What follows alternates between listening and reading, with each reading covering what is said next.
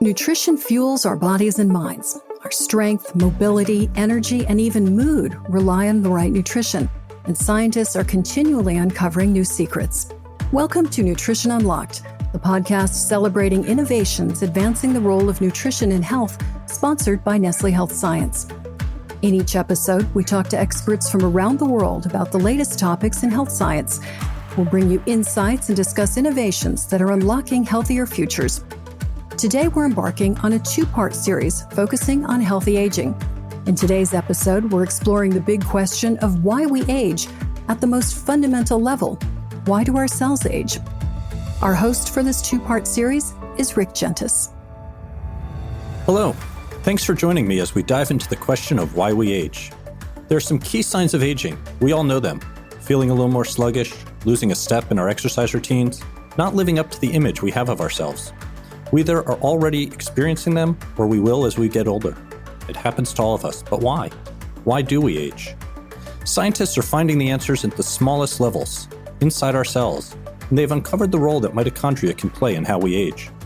Mitochondria are the parts of our cells that generate energy, and addressing these energy changes could be a key to combating one of the most difficult parts of aging, the loss of mobility. Today, we are joined by Dr. Anurag Singh, the Chief Medical Officer of Amazentis, a life science company based in Switzerland that's looking into how advanced therapeutics can be applied in everyday life.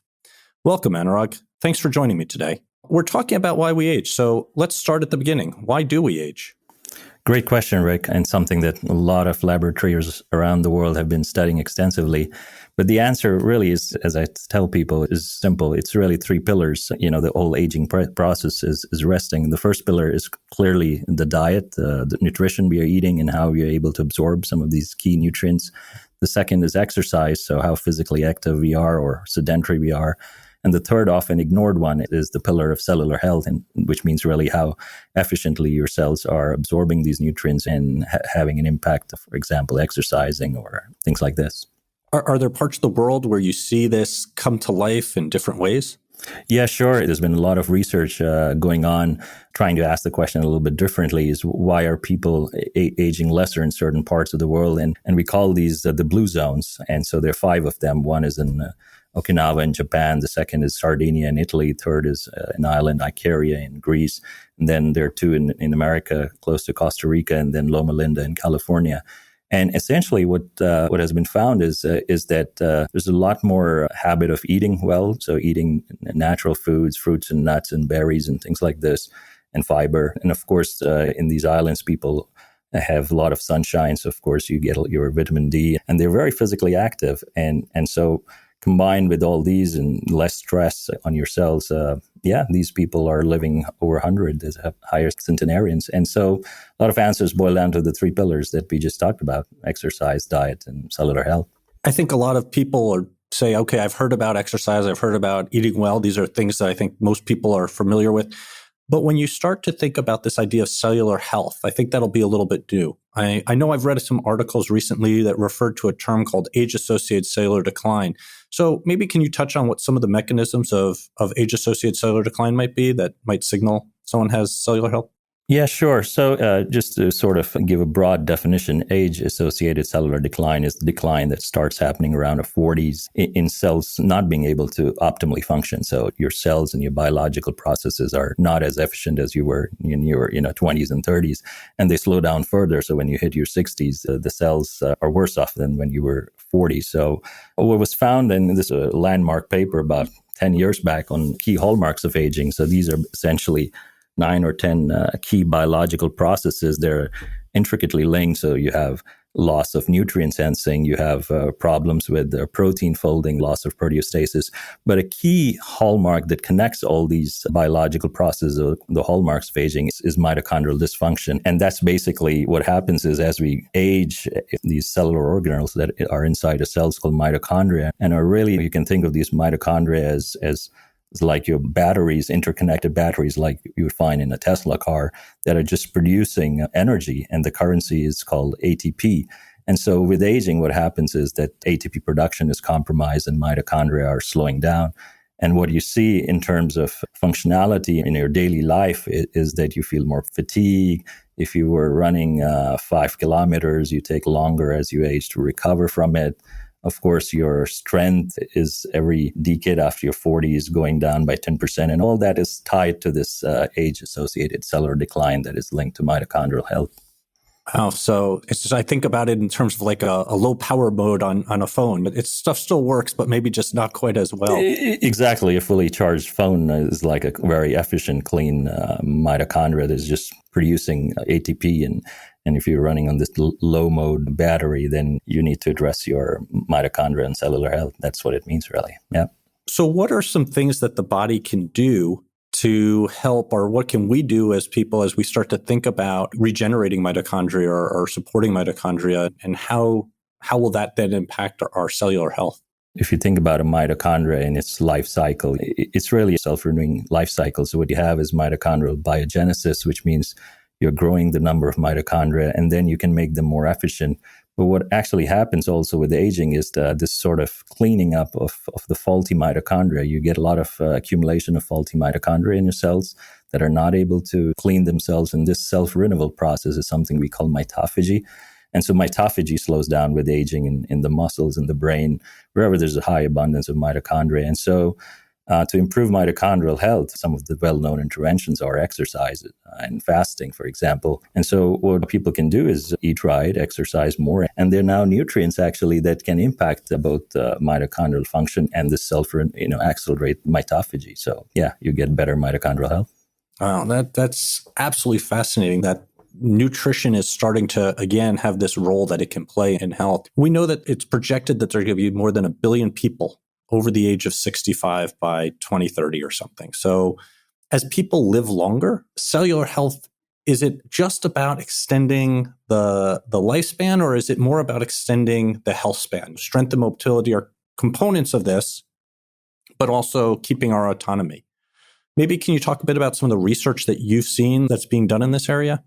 Yeah, sure. This is fascinating. And if you look at the average lifespan, about 100, 150 years back, it was about 40 years. And now it's about 80 years. So we have doubled. We used to live one life. Now we are living basically 2 lifetimes in one life. But you don't want to be living 80, 90 and be reduced with mobility issues and not being able to go about your daily activities of living and with less fatigue. You hit it spot on. I think health span is the key. You want to be 80 and you want to be out there playing with your grandkids and moving around.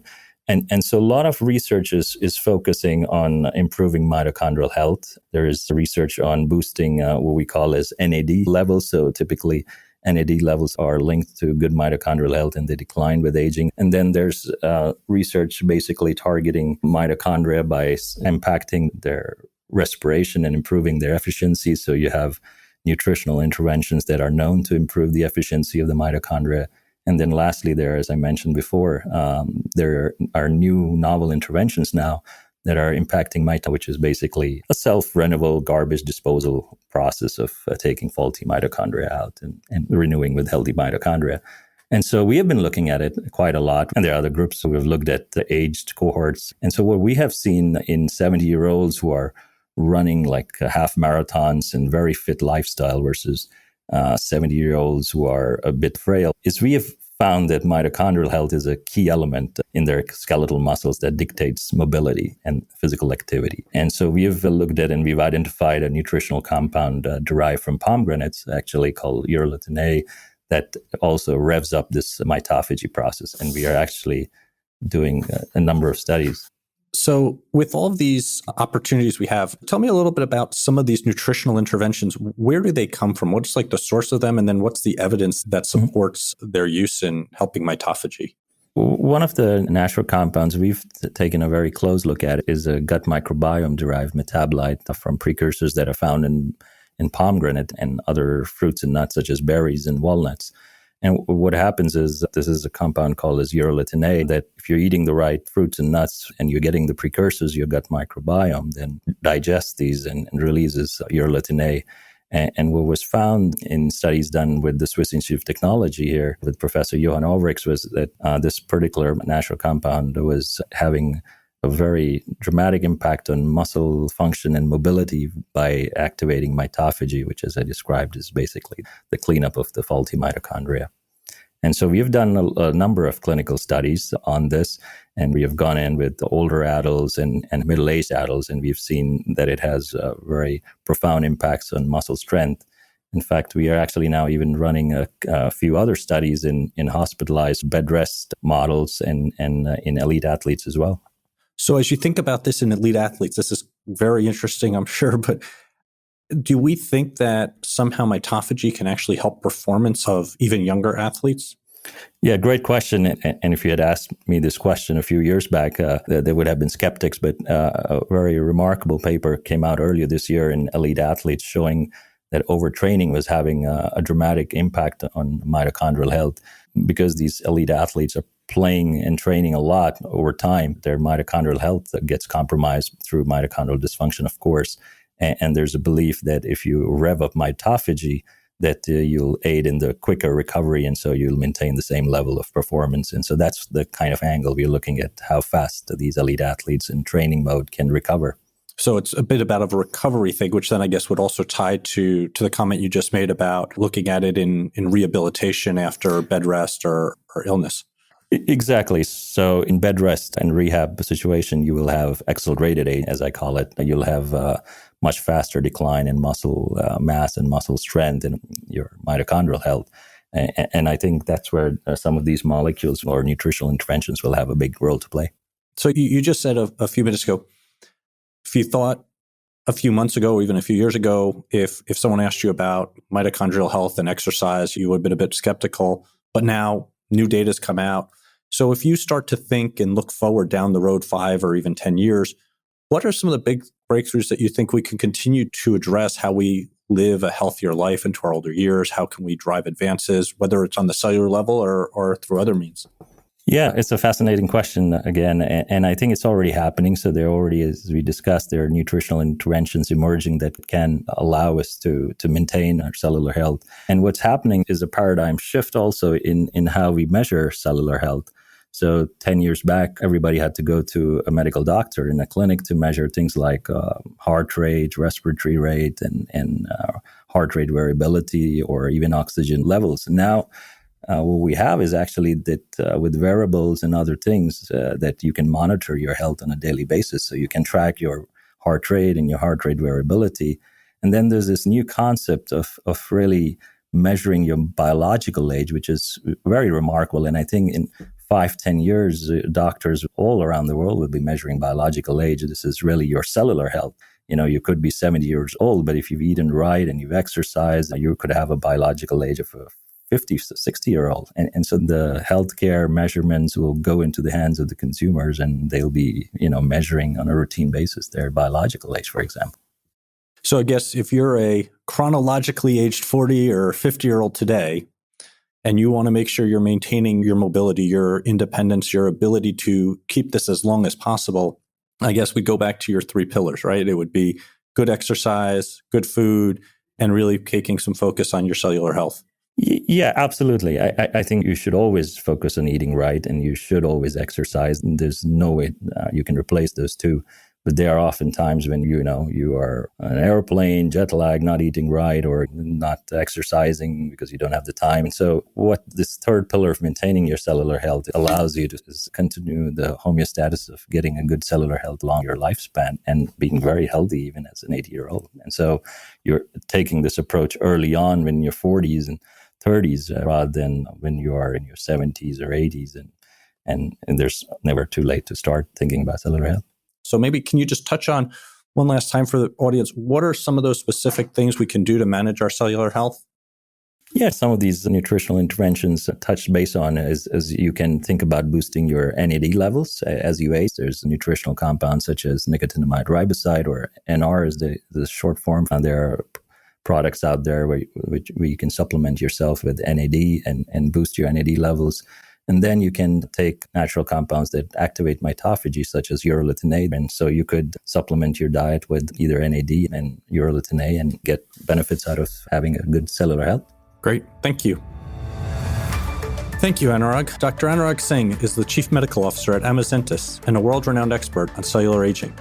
Thank you so much for listening to part 1 of our 2-part series on healthy aging.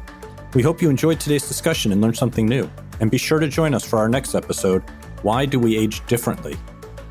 If you haven't already, please rate, review, and subscribe to Nutrition Unlocked on Apple Podcasts, so you can ensure you don't miss an episode and you can let others know about the podcast. We look forward to sharing insights and other interesting topics related to the science of nutrition with you soon. See you next time on Nutrition Unlocked.